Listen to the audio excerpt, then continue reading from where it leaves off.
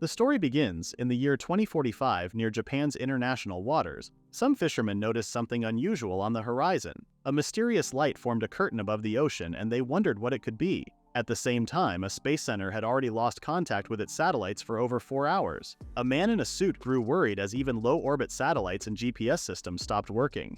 He became more frustrated when he couldn't reach the person he was trying to contact. Finally, he ordered someone to bring his car. At a media company, the communications department was shocked when they lost contact with foreign networks. Even though the cables ran under the sea, none of the public, reserve, or secret communication lines worked. Troubleshooting didn't help. They had also heard rumors about a strange barrier forming at the edge of the country's exclusive economic zone. In a random house, someone came out of their room and asked if the internet was down. Another person told them to check the news. On TV, a man at a press conference spoke about revealing the complete truth. He explained that Japan was no longer part of the world they once knew. It had essentially become a different world. He also shared that the country had received a declaration of war and officially announced a national state of emergency. He warned that Japan would now be cut off from the rest of the world in every way. People stuck in traffic listened to the press conference on the radio and finally understood why the automated systems weren't working. Then, something strange appeared in the sky. It wasn't a bird or a plane, it was a pitch-black rectangular object. It looked like a giant TV screen, showing a man lying on the ground. Soon after, someone woke up to the sound of a robotic voice. The voice announced that the person would face challenges and the fate of his people and country depended on him. It explained things like dungeons, which the protagonist had only ever heard about in RPG games. The mysterious voice asked how he planned to face these challenges, and the protagonist replied that he must have skills suited for exploration. The voice wished him luck and mentioned he wouldn't be alone. The protagonist felt relieved, thinking he would have teammates. However, instead of teammates, it turned out that his country and the entire Earth would be watching and supporting him. The voice encouraged him to fight bravely, and the protagonist lost consciousness. Afterward, a system window appeared showing the skills he had gained: enemy detection, observation, listening, investigation, psychoanalysis, and identification. For some reason, enemy detection was upgraded to +9, while observation and investigation were boosted to +1, and psychoanalysis to +2. The protagonist woke up in an unfamiliar room and looked around. As he tried to figure out where he was, he heard a buzzing sound nearby. It came from a device on his left arm. Even though the situation was confusing, he decided to stay calm. His name was Gunma, a third-year university student from a family of 5 with no romantic relationships.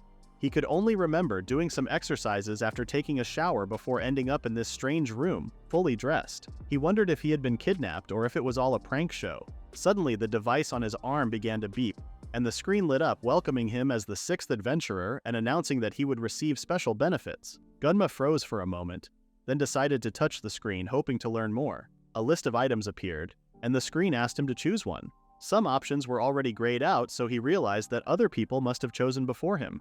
Strangely, some impressive-sounding options like reinforced armor and a nuclear submarine were still available. Gunma decided to pick something called a growing servant that would never betray him, even though it came with a warning that the servant might not be attractive. To him, the never betray part was the most important detail. The screen asked if he understood the warning about the servant's appearance. Annoyed, Gunma told it to stop questioning him. The screen then mentioned that he had missed out on an item called the convenient water bottle with bonus, which had different kind of women with IT as servants. Frustrated, he told the device to let him return to choosing, but it was too late. Instead, the screen displayed his current stats and skills. Seeing the details, Gunma realized he had been thrown into a situation like an RPG game, labeled as an explorer. When Gunma hoped to avoid any strange or complicated situations, his device suddenly delivered a new mission. The task was simple: leave his room with a reward of 10,000 yen. What shocked him most was the commissioner, none other than Japan's current Prime Minister Takamine, who was loudly cheering for Gunma as if he were representing Japan in the Olympics. Seeing the Prime Minister's name made Gunma break out in a cold sweat. He couldn't believe he had just received a mission from someone so important.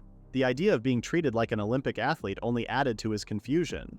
Although Gunma was overwhelmed, he had no choice but to try leaving his room. There were 2 doors in front of him, but only one would lead to the hallway. Remembering the mission, he chose a door and quickly opened it, keeping his eyes shut tight in anticipation of a creepy hallway. However, to his surprise, the door led to a bedroom instead. Still, this action completed his first mission. Soon, another mission appeared, this time from the Deputy Prime Minister. It instructed Gunma to explore his room, warning him not to overthink things and just proceed as he normally would. This new mission made Gunma realize he was being watched, which only made him more nervous. He started looking around and discovered that the first room was an office, while the new room was his private space. As he searched the table and drawers, he found several unsettling items: books on preparing for war, using knives in combat, and setting up traps. On top of the books lay an actual knife. Gunma began sweating again, slowly piecing together the strange and dangerous situation he had found himself in. At that moment, he finished the second mission, and the third one came right after. The Minister of Finance gave him a task to prepare for exploring outside Gunma's room. He also promised that Gunma's private moments wouldn't be shown on TV, except for the first one. Thinking about being on television made Gunma feel even more embarrassed. When he saw that the next reward was military armor, Gunma realized the missions were getting harder, and he started to worry. He also guessed that someone might attack him as soon as he stepped out of his room. However, the Prime Minister had given him instructions to follow. Gunma then noticed that his skills were made for exploration, but he hadn't tried using them yet. He opened his skill menu and activated enemy detection. A large sphere suddenly appeared around him, covering a wide area. The experience was overwhelming, so he turned the skill off. He tried again and realized just how far modern technology had advanced without him noticing. Feeling even more confused, he dropped to the ground. Then, he remembered that people were watching him.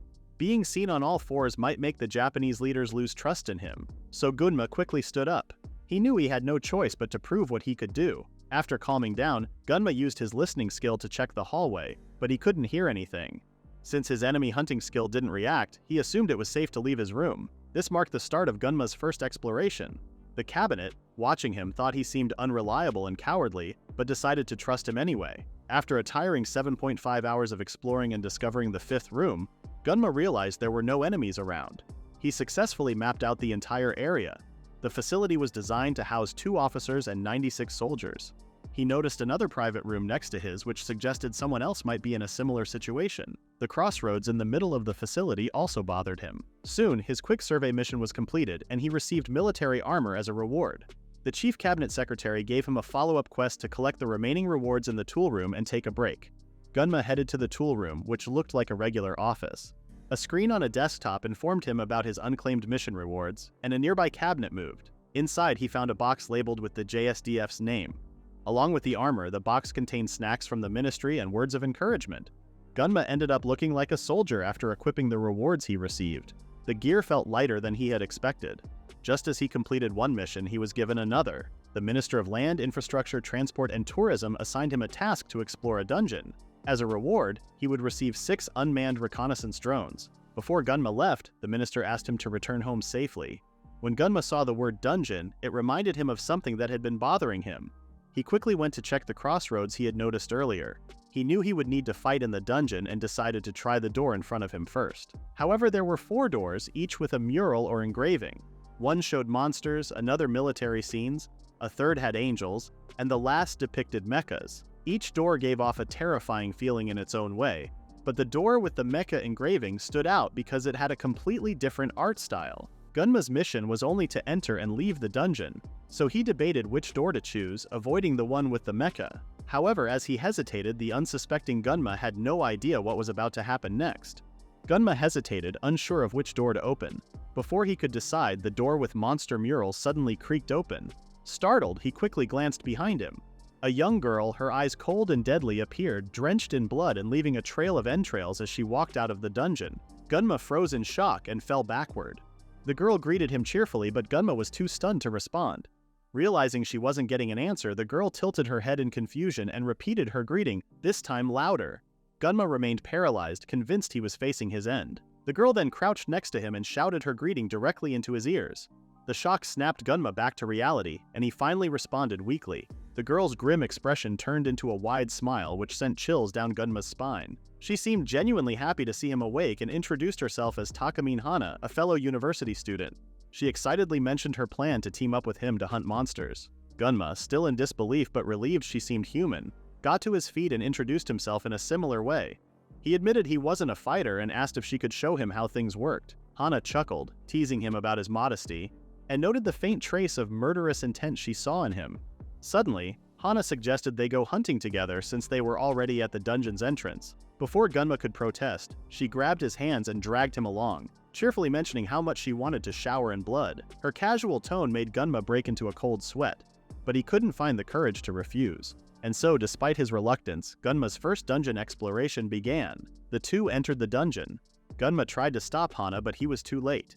He noticed the door shut behind them and saw more doors with flags from different countries. Gunma wondered if players from other countries were also here, but Hana didn't have any idea. She seemed focused only on fighting and killing with no other thoughts. Gunma asked Hana when she had arrived, and she told him it was 10 hours ago. Gunma realized it was the same time he had woken up. He found Hana impressive, seeing her covered in blood. He noticed her sword and cape and guessed they might be special rewards. He then wondered where his loyal servants were, the ones who were supposed to never betray him. Hana explained that the cave hole ahead wouldn't have monsters until they passed through it. Gunma understood but asked if he could go back alone. Hana didn't let him leave and dragged him toward the cave hole. Gunma had already completed the task of entering the dungeon, but he still asked if there were no more monsters ahead. Since it was dark, he worried they might get attacked suddenly. Hana pouted and said he was worrying too much, then told him to keep moving. With no other choice, Gunma walked along the dark path. He suddenly remembered he had a night vision device and silently thanked the Japanese government for it. It seemed he had also forgotten he had skills. Using the night vision goggles, he could see clearly. However, ignorance might have been better. He should have avoided using the goggles. The path ahead was littered with monster organs, flesh, and limbs. Gunma almost vomited as he realized this was all Hana's work. What were once monsters had been reduced to scattered pieces of meat. Just then, a bipedal wolf monster appeared suddenly. Gunma froze, fumbling for words as panic took over him. Hana, however, stepped forward with a calm yet chilling demeanor. In one swift motion, she slashed the wolf's head clean off. Gunma stood there watching in shock as the head rolled to the ground. Before he could recover, a hobgoblin-like monster tried to attack Hana from behind. Gunma attempted to warn her, but before he could finish his words, the monster's arms were severed in an instant.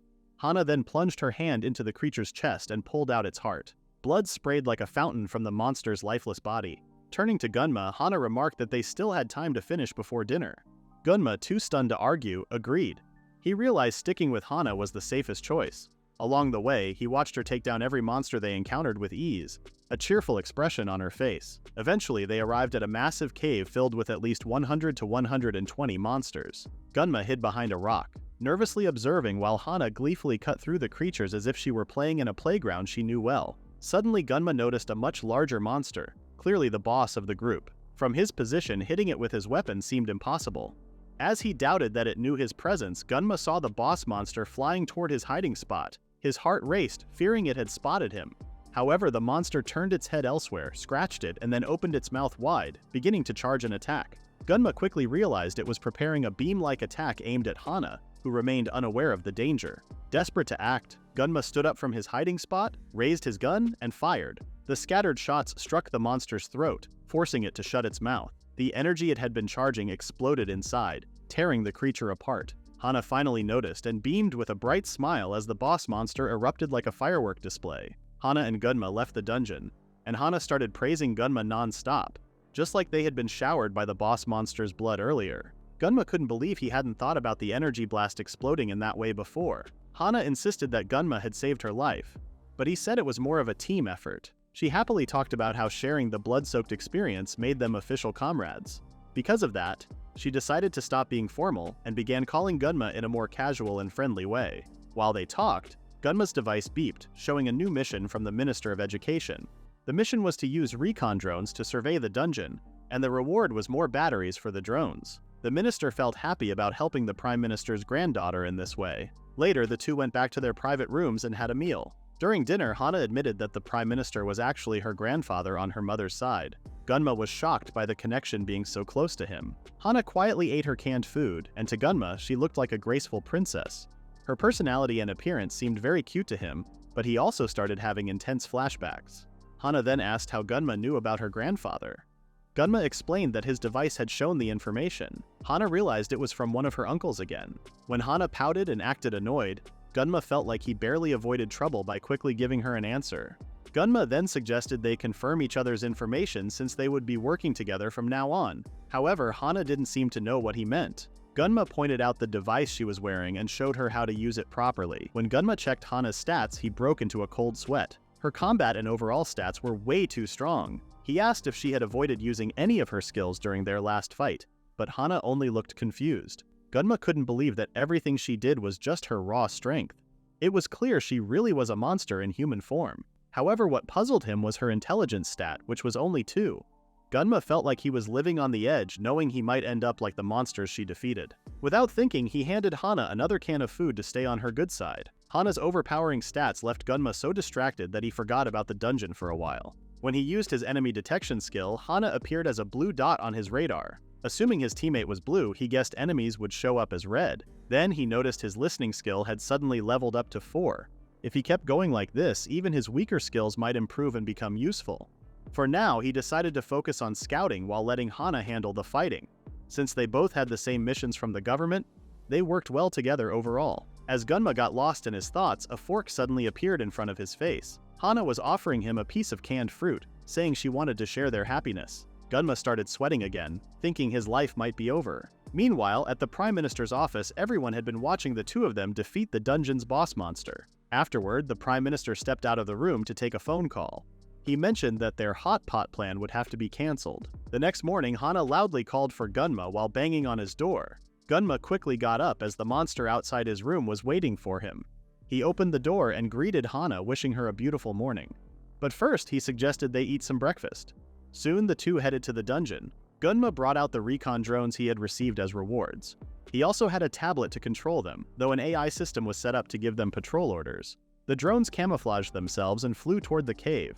The two watched the drones go inside the hole, and in just a few seconds, a dungeon map was created. Gunma was impressed and praised Japan's technology. After completing his current mission, he received extra batteries for the drones. As expected, a new mission arrived. They were tasked with collecting 10 kilograms of magical stones from monsters to deliver to the guild. The Minister of Health and Labor had hinted at the guild's location while giving the task. Gunma couldn't help but give a thumbs up to the minister. With that, the two got ready to defeat all the monsters they encountered. A short time later, blood splattered everywhere. Gunma was checking some monster organs to locate the magic stones, while Hana was dismembering a monster that was still alive. She continued to pull out its organs. Gunma went along with Hana's actions, hoping to find the stones. Hana kept searching inside the monster until it stopped moving. Gunma felt bad for the creature. Hana seemed disappointed that it had finally died after she pulled out a red stone. Gunma confirmed it was likely the magic stone they were looking for. Hana then suggested they move on to the next monster. A goblin, stabbed to the wall, tried to escape, already knowing it would be Hana's next plaything. Gunma asked Hana to put the next monster down peacefully. The goblin couldn't help but silently cry. Gunma wondered if the government was watching the whole bloody scene live. After the collection, the two went to the guild. As Gunma looked for where to submit the magic stones, he noticed that Hana had already changed her clothes. She had been covered in blood just a while ago. Hana didn't know what had happened, but thought it might have been because of her cloak. Gunma then realized the magic stones were missing and saw Hana casually reach into her cloak as if it had some hidden space. She pulled out everything she had stuffed inside it. Gunma couldn't believe he had partnered with someone like her. With that, Gunma submitted 3 times the amount of magic stones they originally needed, and the mission was completed. Gunma knew another mission would soon be available and asked for one right away. Surprisingly, all the missions for the week had already been taken, and there were none available at the moment. Gunma felt stuck. Knowing that only the Japanese government could intervene, he realized their situation was worse than he had thought. He understood that whoever was behind it all was more powerful than the government. Thinking about the dungeons, monsters, strange techniques and skills, and something even stronger than the government, Gunma realized that all of humanity was facing an unimaginable crisis. Hana pointed out that the nearby screen was flickering. Gunma nervously approached it and saw that there were 4 missions from Japan and 2 from the Spatial Management Bureau. The Bureau was divided into the Department of Spatial Dispute Management and the Department of Interdimensional Conflict Management. Just reading the names gave Gunma an idea of what was happening. He realized their planet had been invaded by another world. After getting involved in the war, the Spatial Management Bureau used the excuse of breaking into dungeons to start a proxy war. It was only the second day, and Gunma couldn't believe he had already figured out the situation. It felt heavy for him to know all this. He checked the missions that had come in. The 4 missions from Japan were mostly about collecting resource chips and magical stones from new monsters, but the rewards were now more limited. The cabinet apologized for the quick turnaround and the trouble Hana was causing Gunma. Looking at the missions, Gunma realized that Japan was in trouble and imagined the old men apologizing to him. Knowing they were asking for resource chips, Gunma assumed they were running low on resources.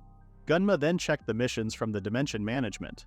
One mission was to collect magic stones and exchange them for resource chips from new types of monsters. It also mentioned that Japan's import of resources was blocked. The second mission required them to open level 1 of the Demon Realm, which would unlock the tool room, weapon room, and armor room. It also mentioned that offensive weapon supplies from Japan were restricted for now. From these missions, Gunma realized that he could get resource chips by exchanging magic stones, and the chips could be traded for real resources. He concluded that not only the other world but also humanity must struggle for resources. Seeing Gunma look worried, Hana asked if something was wrong with the missions. Gunma said it was just about hunting more monsters. Hana was happy to hear that, saying it was right up their alley. She told him to hurry, but Gunma asked her to wait as he needed to get his companions from his perk. Gunma then confirmed accepting his loyal servants, and the nearby wall suddenly opened. Gunma felt nervous while Hana looked excited as two huge mechas appeared. Just like it was described in the perks list, they were not good-looking people. Gunma had finally gotten his obedient robots. Gunma, Hana, and the robots went hunting. A group of monsters quickly appeared in front of them, and Hana readied her sword. She smiled at the monsters, and in the next moment their heads flew off. Hana charged through the group, slashing them like they were made of butter. Gunma supported her by shooting down some of the monsters. However, some of the monsters had thick skins, and the bullets didn't do much. He asked the two robots to handle the tough pig monsters. The robots obeyed without any issues, and Gunma switched to targeting the wolf monsters. To his surprise, the monsters used their teammates as shields. He was shocked by how smart they were. He regretted not bringing grenades but was thankful the robots were there to lead the way. Soon, Gunma finished clearing his side of the fight, and Hana praised him. She thanked him for gathering a good amount of magic stones. However, when Gunma looked behind her, he saw what Hana had done. He wished his mental stats were higher to handle the sight. The two of them then headed to the monster's stash that the drones had found. There were many crates probably filled with food. They also found two crushed drones and felt bad for them. Gunma suggested looking for something useful, and Hana got excited about the idea of treasure hunting. She said it was normal to do in dungeons and that it would be a dream come true to find rare items like gold or jewels. Gunma hoped it was possible too. Before starting, Gunma used his marking skill, which helped him find things in sight. The skill marked a lone barrel in the corner of the cave.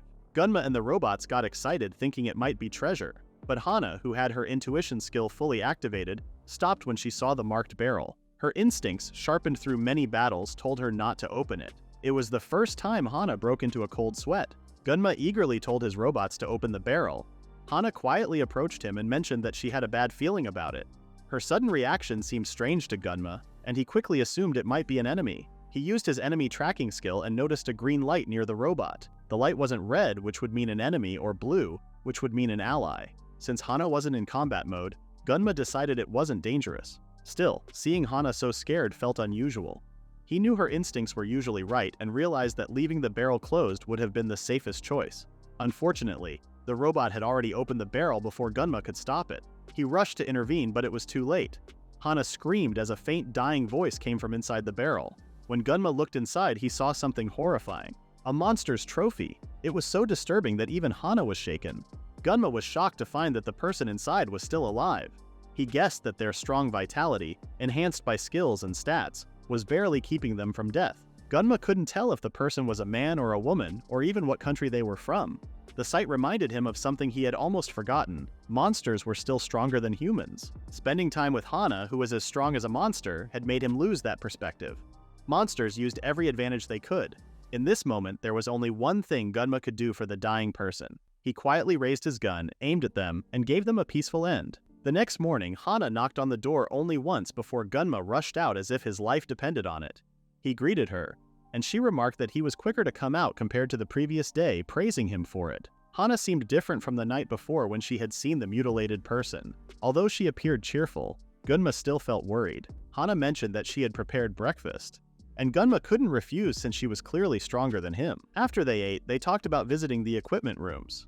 Gunma shared his desire to get better gear for their next trip. He was also concerned about Hana wearing casual clothing that offered no protection. He planned to buy some potions along with new equipment, using the 1.2 million yen he had saved from completing missions and trading magic stones. However, reality hit hard. Even a low-grade potion that could restore just 20 GP cost an overwhelming 10 million yen, while one that could heal 100 GP was priced at a staggering 100 million yen. Gunma felt embarrassed for boasting earlier about his 1.2 million yen savings. Still, he didn't give up and decided to check the equipment they could afford as commoners in this seemingly gentle world. Unfortunately, the holy armor for women, which could repel all evil, was priced at an astonishing 68 million yen. In comparison, a standard bulletproof vest, like the one Gunma already owned, was only 180,000 yen. Despite its affordability, they couldn't justify buying more, especially since Gunma already had 4 sets of it. Hana quickly realized how desperately they needed money.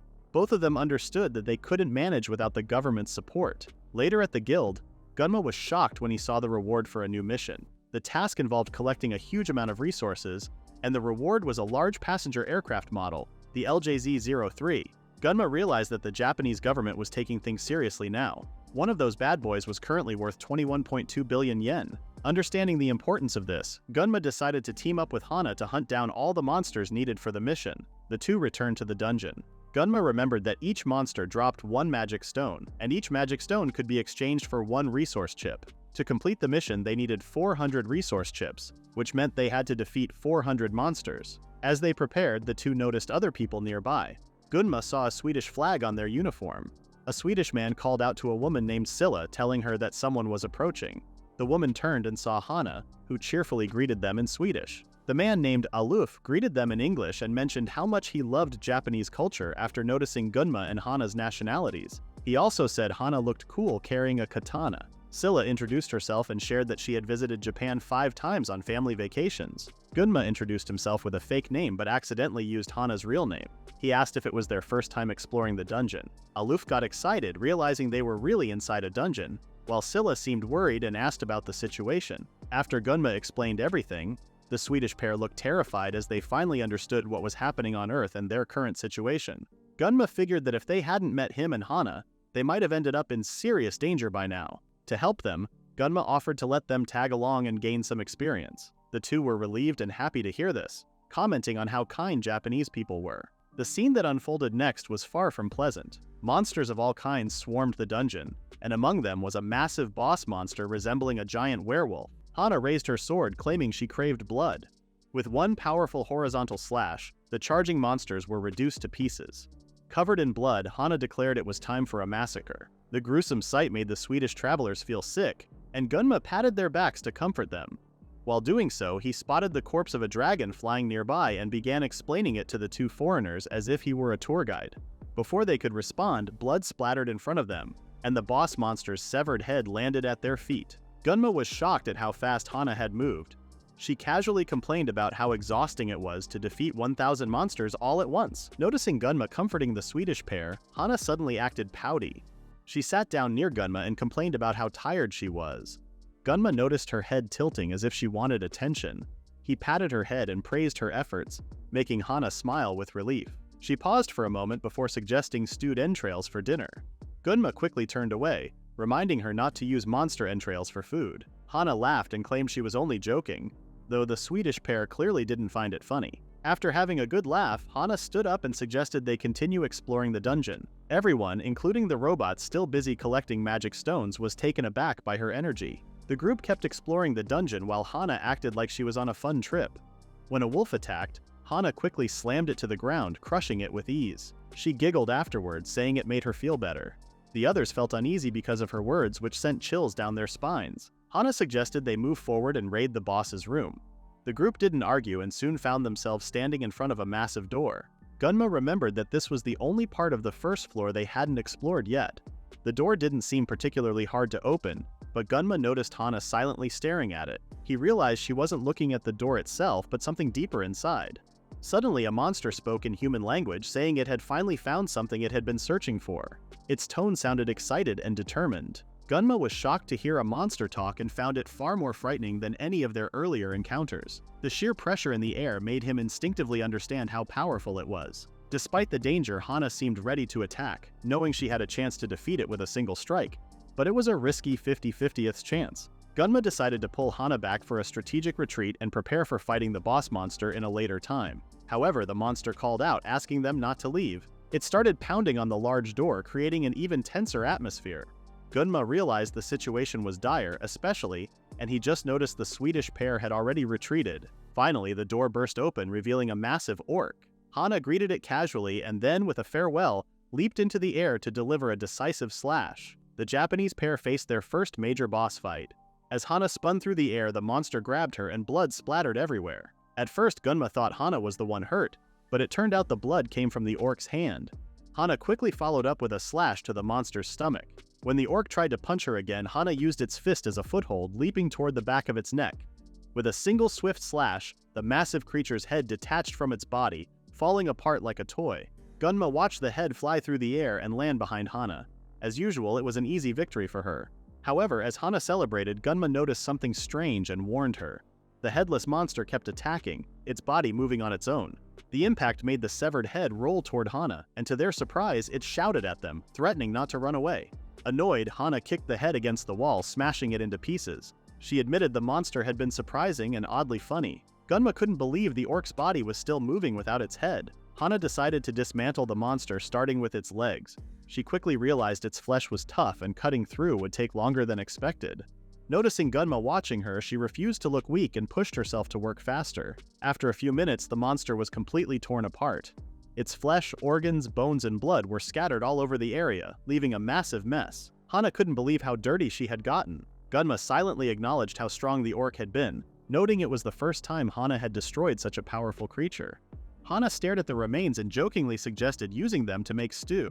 Gunma laughed, brushing off the idea. The Swedish pair appeared and suggested they take a meal or bath to rest. Gunma asked them to wait for a moment while he and Hana would scout ahead to the door. They found the inside of the area much more beautiful compared to the cave tunnels and monsters outside. Hana pointed at something on the floor and asked Gunma to take a look.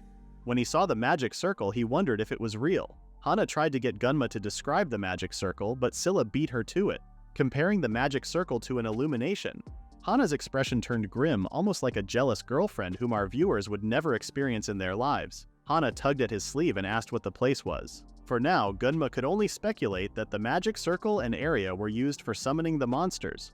He claimed they had only explored 10% of the cave, and Hana had already taken down over 1,000 monsters. He couldn't imagine so many monsters crawling in such a small area. Furthermore, they hadn't seen any exits that led anywhere else. The area seemed to function as a system to provide a large quantity of monsters and materials. The proof was the presence of wooden barrels inside the cave, even though there were no trees around. Gunma looked up at the ceiling and noticed the boss monster's image carved into it. There were also 8 other figures arranged in a circle. The one in the center seemed to represent the final boss monster. Gunma thought about destroying the room that summoned the monsters, but they couldn't afford to lose the resources Japan relied on right now, which were the magic stones. This would also mean that he and Hana would remain busy. He then told Hana to keep doing their best together. The clueless Hana agreed without hesitation. After retrieving the drones and more than half a day later, they finally left the dungeon. While Hana took a relaxing bath, Gunma went to cash in their rewards. When he saw how much they could get, he thought Japan's situation might improve a little. First, he transferred the mission chips to the government and received the expensive passenger plane as a reward. Even if he sold it for half the price, he would still have 10 billion yen. This was an amount Gunma could only dream of. However, when he thought about the costs of the recovery items and weapons, he realized that money could disappear quickly. He also remembered how expensive government operations were. Plus, he still had the magic stones from the commander-level monsters and bosses, which hadn't been exchanged for resource chips due to their size. Gunma hoped he could find a use for them later. When Hana finished her bath, she asked what Gunma was doing. He told her he was just collecting the dungeon rewards, and with her beside him, he began checking the mission from the Spatial Regulation Organization. To his surprise, the system not only showed the equipment rooms, but also mentioned that they had completed the liberation of Layer 1. For the next 3 days, they could open the door to the Demon Realm. Gunma wondered if it was something like a renovation. The system also displayed their record of clearing Layer 1 in just 60 hours, giving them an S rating. Because of this, they received another perk. The pair was surprised and realized they had cleared the area much faster than the organization had expected. Gunma thought about Hana's rampage and agreed that it was beyond anyone's expectations. He said it was all thanks to Hana. Their devices beeped at the same time. Extra perks had arrived, and Gunma received many rewards because of his recent contributions. On top of that, his robot servants' contributions were automatically transferred to him, and he got their rewards as well. Gunma was happy to see such good news. He checked his status board and saw that his MP and SP had increased by 3, and his luck had gone up by 1. His skills also improved, showing great progress since they had only started 3 days ago. With new companions, their group's range would likely expand. Gunma couldn't help but laugh. Gunma tried to ask about Hana's stats, but just as she was about to show him, her stomach growled. Hana felt embarrassed and apologized. Gunma patted her head and suggested they grab a bite to eat. He also praised her for working hard. Hana felt happy and agreed. Later, Gunma didn't hesitate to buy new armor for Hana. Gunma chose the Warrior Maiden set, which was designed to boost the wearer's stats and abilities. After Hana put it on, her stats increased dramatically, making her seem more like a monster than a regular person. Gunma had never thought of her as an ordinary human but more like a humanoid combat machine. With the new equipment, Hana's total skill score reached 100, with higher stats in agility and strength. For some reason, her charm stat also went up.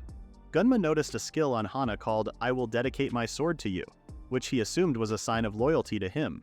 Their combat power also grew with the addition of 2 new robots and 20 more drones. With their upgraded team, they had more than enough power to move forward with their plans. After some time, Gunma and Hana returned to the dungeons. Gunma eagerly suggested going for a complete takeover. He believed the Demon Realm was still being renovated and assumed that other countries were struggling to conquer it. In contrast, their Japanese team had cleared it in just 3 days, earning an S rank. Gunma felt like they were climbing to the top of the world's power rankings. He vowed to surpass other nations and claim all the benefits for himself. Gunma boldly declared to the Japanese people that he would take everything and make it his. He proclaimed that Japan would rise as a dominant nation and become a global empire. Hana, watching Gunma enjoy himself, felt happy. Together they took their first step toward world domination. Inside, they were greeted by the sight of a soldier crying and screaming in pain, surrounded by a battlefield that looked like a nightmare. Huge mechas and artillery were scattered around with dead soldiers lying everywhere. It was a terrifying scene. Suddenly, a woman stepped forward with a chilling aura and asked if they were the new recruits and if they could speak English. Her presence sent chills down Gunma's spine. Using the little English he knew, he quickly made an excuse to keep away from her. Gunma understood that being careless around this woman could lead to trouble. Realizing this, he decided to give up on his dream of building an empire. Hana tried to cheer him up, promising to turn the battlefield into a sea of blood. Gunma immediately told her to stop, worried it would ruin him both politically and literally. At that moment, Scylla appeared and greeted them. Gunma asked if she had gotten used to the dungeons yet. Scylla thanked him for the gun she was holding and mentioned that he had already saved her once. She then asked if they could fight together in this war. She also revealed that the woman they had just spoken to was the dungeon's coordinator. Gunma was surprised and asked what she meant. It had been 4 days since the attack on the dungeon began, and seeing someone manage such a large-scale army, he realized the woman had not only influence but also impressive leadership skills. He decided to keep an eye on her. Gunma then asked Scylla where Aloof was. Scylla remembered she needed to deliver some ammo to Aloof and quickly left to handle it. Since they were already there, Gunma suggested they take a look around for a bit. Gunma and Hana watched the war unfold. On the battlefield, a robot that resembled a Gundam stood alongside a powerful nuclear submarine equipped with reinforced infantry armor. However, their attention shifted to something unusual. Someone was breathing fire like a dragon. Gunma couldn't believe his eyes. A person was blowing fireballs with ease. Based on her outfit, Gunma guessed she was a ninja and remembered it as one of the abilities listed earlier. The ninja moved gracefully through the air, dodging attacks effortlessly, while continuing to use fire-based techniques. Hana was amazed by the display. Meanwhile, Gunma noticed a man on a stretcher being carried by a group of cheerful girls holding a bottle of water. He remarked that having a water bottle set up like that was far better than traveling with a robot squad. Somehow, the robots behind him seemed to take offense. In the end, the two returned to a crossroads and chose the door with a mural of angels. Inside, they found themselves in an arena-like space. With no gunfire to be heard, they doubted anyone else was there. Hana sniffed the air and remarked on the smell, saying it reeked of dead soldiers. Gunma grew concerned, wondering how Hana could detect such a scent. She urged him to keep moving, hinting that another battlefield lay ahead. The way she dragged her words made it clear to Gunma that Hana was already prepared for a fight. The two began exploring the dungeon together. Seeing the murals on the door, Gunma guessed that their enemies were likely angels and would have intelligence and advanced technology. To stay safe, he operated his recon drones to scout the area. After some time, the dungeon map was completed, showing the enemies scattered across the northern area. Gunma decided they should take out the enemies one by one to avoid drawing attention and to gather more information. Hana seemed excited about doing a stealth mission for a change. Gunma split his robot servants into 2 teams. The Pretty Girls squad used short-range guns, while the Pretty Boys squad focused on stealth, armed with swords to eliminate the enemies quietly. Hana eagerly promised to take down as many enemies as possible that day. As they moved deeper into the dungeon, the group spotted their first target. Gunma identified 2 enemies guarding the entrance and 6 more gathered in the center. The group sneaked past the entrance and crept through the hallways until they reached the central area. There, they saw angels kneeling in prayer before a massive statue. Gunma noted that the angels used swords and spears, outdated weapons, not modern ones. Instead of attacking right away, he found himself struck by the beauty of the temple and the angels, which looked like they had stepped out of a painting. In a moment, the serene scene turned violent. The angels' heads flew off and rolled to the ground, their lifeless bodies collapsing soon after. Hana and Gunma silently watched the aftermath. Meanwhile, the pretty boys' squad had already eliminated the two angels at the entrance. Gunma noticed that when the angels were killed, their halos fell to the ground. Without their halos and wings, the angels looked surprisingly human to him. At that moment, Hana reminded Gunma it was time to collect the magic stones. She asked if she could handle the dissection this time, showing her usual enthusiasm for the task. Hana asked again with a big smile if she could dissect the angels. Gunma told her to calm down. He thought that while they had needed to dissect demons in the previous dungeon to get magic stones, the angels this time were mostly human-like except for their wings and halos. Despite that, Hana eagerly asked for permission to cut up the angels. At that moment, the halo Gunma was holding began to change shape until it turned into a magic stone. It seemed that when angels were defeated, their halos would transform into magic stones. They ended up collecting several different types of stones. In the demon realm, magic stones were sorted by species, but the angel stones were a jumbled mix. This saved them the trouble of dissecting the enemies, but it was frustrating not being able to target a specific color of stone. Still, Hana didn't mind. She was thrilled to take down any enemy she saw. Gunma then examined the angels' equipment and appearance.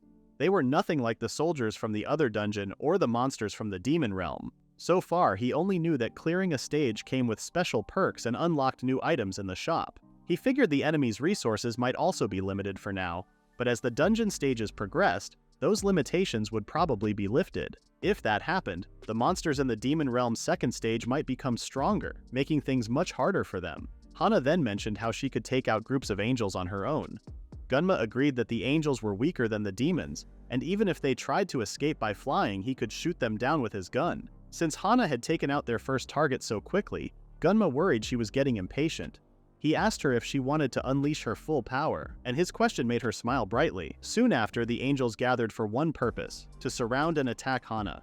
However, none of them could stand against Hana and her incredible strength. She mocked them, daring them to keep trying. When their melee attacks proved useless, the angels switched to long-range magic. Gunma grew concerned when he saw a fireball spell being prepared, but his worry vanished when Hana effortlessly stopped the spell by throwing a spear at the caster, interrupting the chant. Realizing Hana could handle herself, Gunma stopped worrying and shifted his focus. He began searching the area for the enemy's supply points. Accompanied by the robots, he looted anything that looked valuable and placed C4 explosives he had taken from the weapons room. One by one, he destroyed the angels' supply points. By the time he set off the 10th bomb, no more angels appeared in the area. Returning to Hana, Gunma found her standing confidently amidst the remains of what had once been breathing and flying angels. She proudly mentioned capturing some important ones and pointed at a severely injured angel. The angel was still alive despite missing limbs and being pierced by multiple spears. Gunma wondered how the angel could survive in such a state. He tried asking the angel if he could understand human speech, but the angel remained silent. Gunma remembered that an orc boss from the demon realm had spoken Japanese and wondered if angels might not share the same ability. Hana, growing impatient, glared at the angel and demanded he answer Gunma's questions. When the angel stayed silent, Hana dug her fingers into his eye socket. Gunma broke out in a cold sweat, finding the act disgusting. Although he couldn't bring himself to oppose Hana, he couldn't deny how unsettling her actions were. As Hana prepared to take out the angel's remaining eye, Gunma suddenly heard a voice in his head asking to be killed. He realized the voice came from the angel and tried to stop Hana, but it was too late. Hana had already crushed the angel's eye. The angel died from the injury and blood loss. Realizing she had messed up, Hana clung to Gunma, crying like someone begging for forgiveness. Gunma said he didn't really care what would have happened, but he was uneasy because Hana was holding on to him with her bloody hands. Hana promised to do better next time. Gunma replied that he would keep expecting more from her. Hearing this, Hana cried in relief, and this time Gunma pulled her close. Gunma analyzed the situation. They had just fought 400 angels, and based on his experience with the demon realm, he believed there would be more next time. He expected the angels to hide near the starting point during the next expedition. Just like in the demon realm, the more they fought, the more their enemies would adapt and change their tactics. Hana claimed she had been doing her best so far. Gunma agreed and often told her she was impressive. However, he was struggling to set up the bombs and asked Hana to let go of him. He had anticipated a situation where they might be surrounded right at the start. His only option was to begin by placing bombs around the starting point. Not wanting to involve other explorers, he wrote a warning. To avoid the suspicion that it was set up by Japanese people, he wrote it in English. While Gunma went over the plan in his head, Hana clung tightly to him, worried he might grow tired of her. It was starting to frustrate him, so he reassured her that he relied on her and wouldn't leave her behind. Despite his words, Hana kept crying while hugging him. The next morning, a new mission arrived from the Minister of Economy. It involved collecting more resources with a reward of 2 large passenger planes. The minister claimed the entire nation was supporting their efforts. While having his meal, Gunma remembered something he had forgotten. His previous tricks had been broadcasted live. It wasn't just the government watching, the entire nation of Japan had seen it. Setting aside thoughts of his tricks, he wondered how people reacted to Takamine's brutal actions on the battlefield. Meanwhile, Hana seemed to care about nothing except food. As Gunma got ready for the dungeon, he noticed that Japan was still managing to survive. However, he found it strange that they kept making demands without offering anything in return. Even so, he thought it was exciting to turn his country into one full of resources. He decided that this was another day to focus on hunting angels. Gunma, Hana, and the robots entered the dungeon together. Gunma used his skills to check the area. With his sharp senses, he confirmed that they were surrounded from all sides at the starting point. Feeling confident, Gunma encouraged everyone before pressing the detonation button on his tablet. Suddenly, their surroundings erupted as if a series of demolitions had gone off. Gunma couldn't see anything, and his hearing was affected by the loud explosions. His ears began to bleed, and he locked eyes with Hana, who seemed to be saying something. However, Gunma couldn't make out her words. He quickly took out a low-level medicine to heal his injured ears. He then commented on how using bombs in a fight felt oddly romantic, and realized he should have used earplugs. Hana nodded in agreement. Hana said she could now hear Gunma's voice clearly thanks to the medicine she took. Gunma was glad it worked, but noted it wasn't strong enough to treat serious injuries. He suggested they get through the mission without relying on expensive potions. Hana agreed and promised to be cautious. The Japanese team began exploring the area but found no enemies, only rubble from explosions. Suddenly, angels appeared in the sky. Gunma ordered his robots to open fire. The robots, which resembled Terminators holding heavy machine guns, shot down the flying angels. Gunma was thankful for the heavy M212.7mm guns. However, the angels were smart and scattered to avoid the attacks.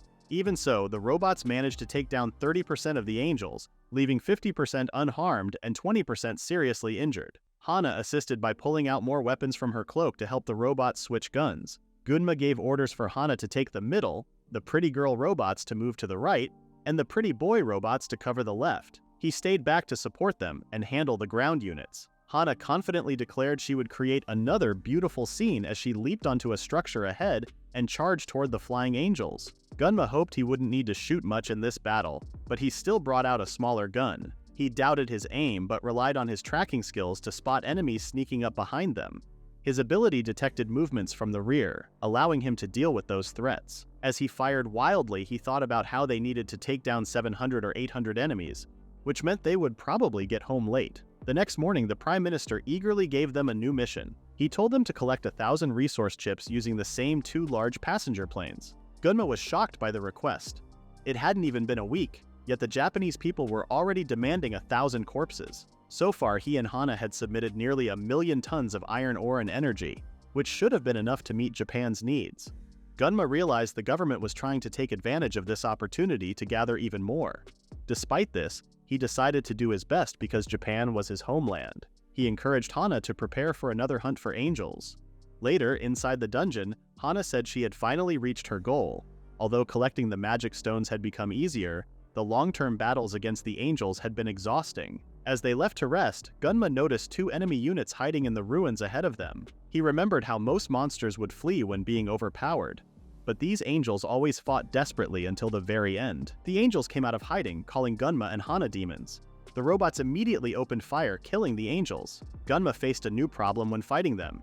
The angels' words and emotions were transmitted telepathically to people with high intelligence, but those with strong spirit could resist it. Gunma had 17 intelligence and 16 spirit, which made fighting one angel manageable, but facing many at once was overwhelming. Hana, on the other hand, had only 2 intelligence, which protected her from the angel's telepathic influence. Though an ordinary person would go mad in such a situation, she was naturally suited for fighting them.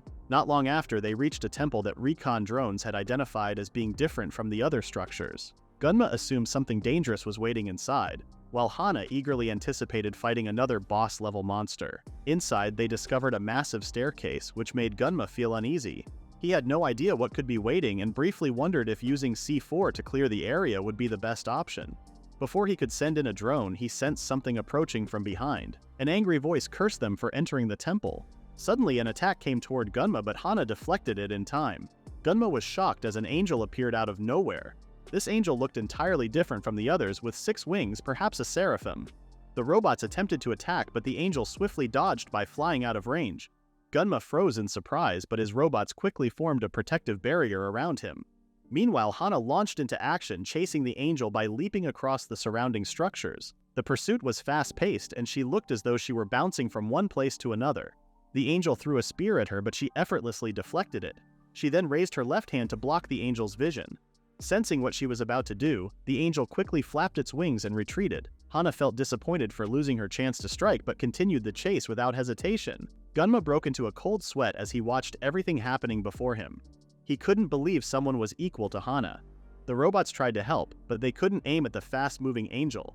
The angel tried to get higher into the air, but Hana quickly caught up by running along a nearby pillar. The angel managed to block Hana's just in time. Hana remarked that things were getting intense. The angel then pushed her back and stopped mid-air. It created spear-like objects out of nowhere. He told Hana to give up and fired the sharp projectiles at her. Hana laughed and destroyed the projectiles with just one slash. She said it was too easy to deal with.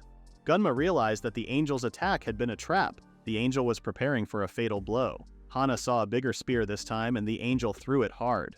However, his hand shifted slightly when he was hit by multiple shots to his body. The robots managed to provide support fire because the angel stopped moving. The angel couldn't believe that a puppet had managed to stop him. Hana then stabbed her sword into the angel's left eye. The angel grabbed Hana, smirking, and told her to die with him. The spear he had thrown exploded like a bomb. The entire temple was destroyed, and everyone within its range was caught in the blast. That's all for now. Please look at the pinned comment about the next part of the manga.